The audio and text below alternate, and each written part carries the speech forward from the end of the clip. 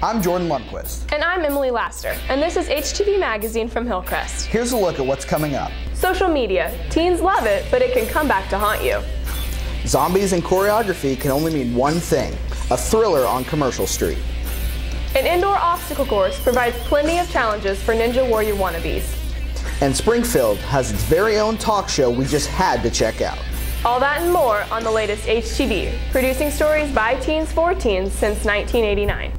So it's pretty common for students to complain about school lunches. But this year, some would say there is more to complain about than ever. That's because Springfield Public Schools began following some new federal standards for nutrition in order to fight childhood obesity. Reporter Shelby Baker got reaction from teens and from the person overseeing the school district's implementation of the new guidelines. The food changes this school year have not only impacted students' food choices, but their diets overall. I think they're trying to make a purpose of us trying to eat healthier, showing us what we should be eating instead of like sugars and fats and stuff. Well, I've noticed that the vending machines have been turned off, and then all of the snack choices are whole wheat or healthy alternatives. One of the most noticeable changes is the vending machines get shut off during school hours. Well, and here's the deal on shutting machines off. That's been a requirement. That's not anything that is new. The things that are being served within the vending machines, those are things that already meet the nutrition standards. So those snack items are still available. It's the not competing during breakfast and lunch that is a change. Jean Graybiel explains what Springfield Public Schools is wanting to accomplish with those new policies. The whole goal is to reduce childhood obesity and improve the health and well-being of our students. If we can produce a healthier food options for students, we think they'll like it. And then that improves their health. And then if health is improved, then that directly impacts their education. Even though there are kids that don't agree with the changes, there are some that are having a positive outlook. If we eat good food, we're gonna have good energy and everyone's gonna be happier. And if we eat like junky food, we're gonna be slow and groggy. So I think we're gonna be happier as a school because good food makes us feel good. I think they should offer both choices. I mean, if they want to raise the price, fine. I would pay more for a chocolate bar, I'm not gonna lie, than I will for a granola bar or a whole wheat Rice Krispie treat. School officials want to hear feedback like that from students. We need their input. So if you don't like what's being served, then let's talk about it. Let's get a focus group together.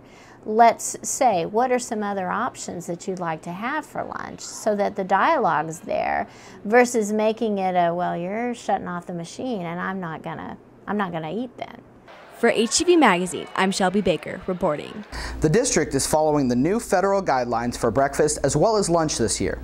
And as we learned in Shelby's story, the vending machines are also following the Smart Snacks policy. All of these standards apply to school fundraisers as well as school store items. One way to stay in shape is to exercise, and one place you can do that is new to the Ozarks. You won't find any treadmills or stationary bikes there, but you just might find a Ninja. James McCullough has the story. It's an indoor obstacle course. If you ever watch the show American Ninja Warrior, we have many of the obstacles. We got cliffhanger, the warped wall, quintuple steps, spider jump, rumbling dice. We've got many of the obstacles you'll see on that show. So if you ever watch the show and think, I could do that, you can come out here and give it a shot. On American Ninja Warrior, contestants run through an obstacle course of increasing difficulty and compete for the fastest time. Andy Marriage gained first-hand experience when he competed on the show in April.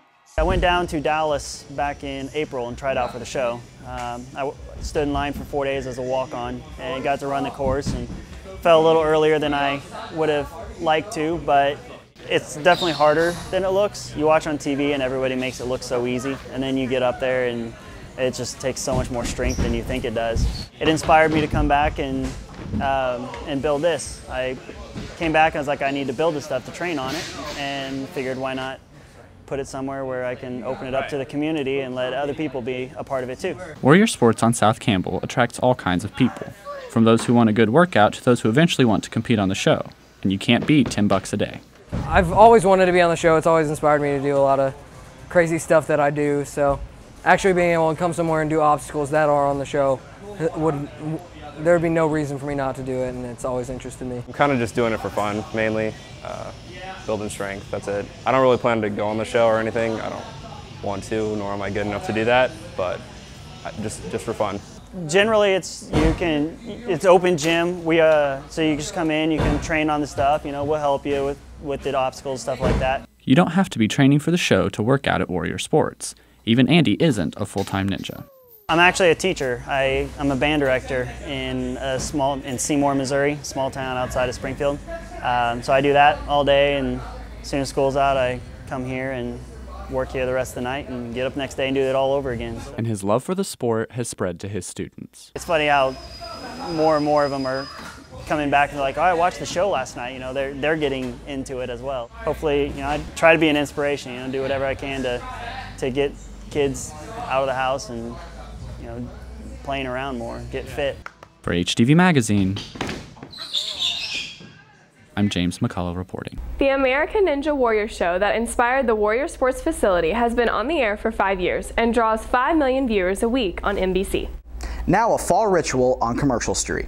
It's the annual dance of the zombies. We sent Cheyenne Broyles to meet some of the people who bring the King of Pop's classic back to life. This is the ultimate dance party for the dead. Or make that the undead. So we thought it might be kind of fun to see if we could get maybe a dozen or 2 dozen people to dress up as zombies, go out the night before Halloween, get a street closure, play some music in the street, and just dance thriller. A few years ago, a couple dozen people decided to stage the dance just before Halloween. Now it's grown to a couple hundred, and these part-time zombies love to see the audience reaction. I'm hoping they're a little scared and a little interested in what we're doing. Me being a performer, I love it, and so I'm hoping that everyone around likes it too. I mean, it's something different. There's nothing in the U.S. that's like this. This event has really taken on a life of its own, kind of like a zombie. People all over town talk about it, and not even just in Springfield, but in surrounding areas as well. Kind of gives us a chance to do something with the community, come up here, have some fun, and we can do our costumes and makeup as well. The performing zombies aren't the only ones who enjoyed this graveyard dance. It's an all ages event. We get people always bring their kids out, but it's being thriller, it appeals to many different generations. They come in from all over the country to either perform or watch. It's become kind of a family tradition for a lot of people just to come back every year and watch it. No matter who's watching it, human or not, they seem to get a thrill from Thriller. Oh, it's fantastic. It's so much fun, and just to get out in front and see all those people out there, it's just becoming a different person. And everybody was just like, yeah, and they're like, we love it, blah, blah, and it was so awesome. No, they're great. For HTV Magazine, I'm Cheyenne Broyles reporting. Teenagers are connected. We love our social media. But what we post can cost us friends and even jobs or college opportunities. Reporter Jordan Pryor explains how you better think before you post in our next story. What have I posted that I would not be proud for an adult to look at? Probably all the things with my friends on the side. Teens love to share their lives on social media, but what you share can come back to haunt you now more than ever because over 30% of colleges are looking for things to keep you from getting admitted. Anything that could allude to inappropriate behavior, whether that's drugs, alcohol, things like that. Colleges are watching, and so are potential employers. Over 65% of them check the Facebook pages of applicants, but some kids say that that's fine. I think it's my business, and if they don't like it, that's their problem. Others are a little more cautious. I think a lot about who's going to see it because I know colleges look at your social media and jobs, so I try to proof it and PG it so everybody can read it. Jobs and stuff, I'm always aware that they can see it, but not frequently thinking, well, they're gonna look at that specifically, so. And paying attention to your settings can help. Keep it on private so not a lot of people look at it. It's actually pretty simple to clean up your social media profiles. Just avoid posting anything that you wouldn't want your grandma to see. Pictures that are kind of on the border, a little bit risque. No cursing, no inappropriate language of that kind. But the best advice is to just keep your accounts clean because once it's out there, there's no going back. And could definitely keep a student out, and it could be the one thing that does. For HTV Magazine, I'm Jordan Pryor reporting. A survey reported by CBS News recently said the most popular social media platform among teenagers is Instagram, with 76% of us using it. Twitter was second at 59%. Less than half of teens are using Facebook. The use of marijuana is now legal in 4 states, and medical marijuana is legal in 23 states and the District of Columbia. This trend seems to be spreading, and we wanted to see how it might be impacting teens' attitudes about the drug. Emily has a report. If I wanted to go smoke after school, I could probably have access to it as soon as I get in my car, or even the parking lot, for that matter. Finding marijuana is that easy, and teens say attitudes about the drug have relaxed considerably. Teens don't really view like marijuana as a big deal. A lot of your friends you probably don't even know, but they smoke weed occasionally. More than a third of high school seniors say they have used marijuana in the past year. More than 60% of those same seniors say they don't think regular marijuana use is harmful. More than ever, smoking a joint is just casual. They think that, anyone can use it and it doesn't matter. If you hear about some teen doing weed, it's just kind of expected. School officials have certainly noticed the increased usage.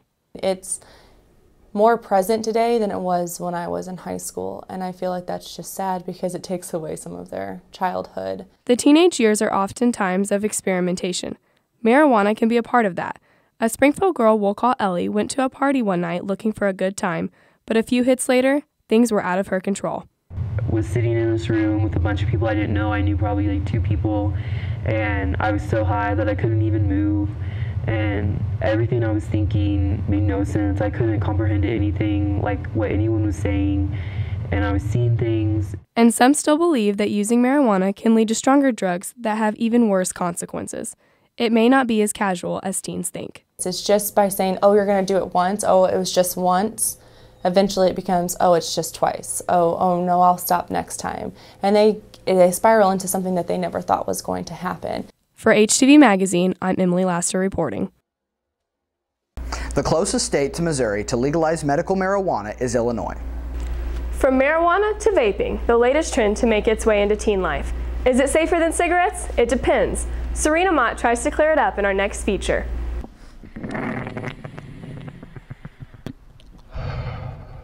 You'd say a year ago there was nothing. I mean, it was the Wild West. Though it's growing in popularity, there's still a lot to know about the vapor trend. Vaping actually is just like mist, but it gives you the sensation of smoking a cigarette without all the harmful chemicals and the tobacco, the tar, the chemicals that they put in a cigarette. Here recently, vaping has gotten much more popular because it's a much cooler way to get your nicotine and much more healthier than cigarettes. Some people wonder what a vape pen actually is. It consists of the tank, which holds the juice, the coil, which heats up the juice, and the battery, which heats up the coil. Juice, your vape juice, which is made of usually propylene glycol, which is just a flavor enhancer, vegetable glycerin, which kind of gives you your vape, and then concentrated juices, and then liquid nicotine if that's what you prefer. For some teens who smoke, vaping has become the new way of getting their nicotine. I was 15 and my mom didn't like me smoking cigarettes, so she got that for me. It's just more convenient because I can use it wherever. I can't smoke inside, so I can use that inside. I don't have to worry about it. Vaping is much more healthier than cigarettes because it doesn't have all the added and toxic chemicals. That doesn't necessarily mean vaping is healthy. They have other chemicals and metals that could be toxic and have been shown to cause respiratory problems in some people. Besides the fact that vaping is so new, there is a concern that vaping won't be enough for some people. They might serve as a gateway drug type thing and might encourage people to actually try traditional cigarettes. There's always the people that are against it use the fact that it's just a start to move them on to cigarettes, which I think it's a total opposite. So I think it's a deterrent. Nobody knows for sure about the long-term impacts of vaping. It hasn't been around that long and it's currently in test mode, but those who use them don't seem too concerned. I don't know the risk of vaping because I'm not a doctor, but I really enjoy it. For HTV Magazine, I'm Serena Mott reporting. Kimmel and Fallon better watch out. Springfield has its own talk show. That's right. It's a weekly instead of a nightly production, but it has a lot of the elements you would expect. That includes a live audience and a lot of surprises along the way. Lindsay Cunningham checked out the show, and as you'll see, she even got a little bit of the spotlight. If there's no business like show business, Things I've noticed. Let's do it. There's no show in Springfield quite like the Mystery Hour. The Mystery Hour is Springfield's best and only late night talk show. So it's like The Tonight Show or Letterman. We have guests, musical guests, and comedy. They tape the show at the historic Galois Theater downtown.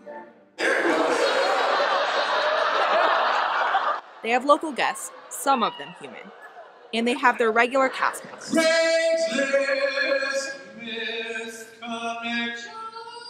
David Scott Smith is the trusty sidekick who says working with the guy they call Mystery Jeff is always an adventure.